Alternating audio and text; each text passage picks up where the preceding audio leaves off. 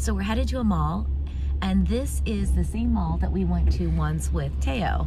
We took him for lunch to one of our favorite places, Din Tai Fung.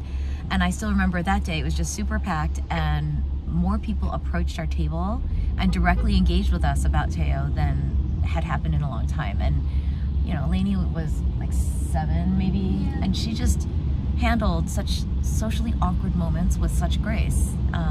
It's a lot of pressure, not just for Teo, but also for Laini, and I really appreciated that about her. So, long question, which is, what's your memory of taking Teo out in public? Because he physically looks different than most people. Most of my memories are pretty much the same thing. He's on a stroller, mom's pushing him, and we're just receiving these looks of shock and horror and revulsion when people are looking at Teo.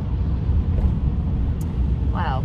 Yeah, I think that is a reasonable thing to say. It's true, because I think you know, he looks different, and we sometimes fear the different, and especially here in China, people don't bring out the specially abled in public very often. So when you had that reaction to seeing how people were looking at him, what did you do?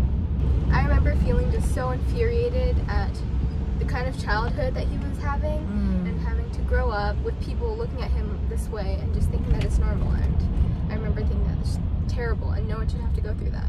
So I remember getting on the stroller, facing him and just playing with him so we wouldn't have to see people's faces as they walked past us. Oh, I remember this too. I even, you know, I wrote about this in the book. I wrote about this memory I had where Laini was always standing on the footstep of the stroller facing him and playing. And I always thought it was because she wanted to play with him, and it was only later that I realized she was blocking him from other people.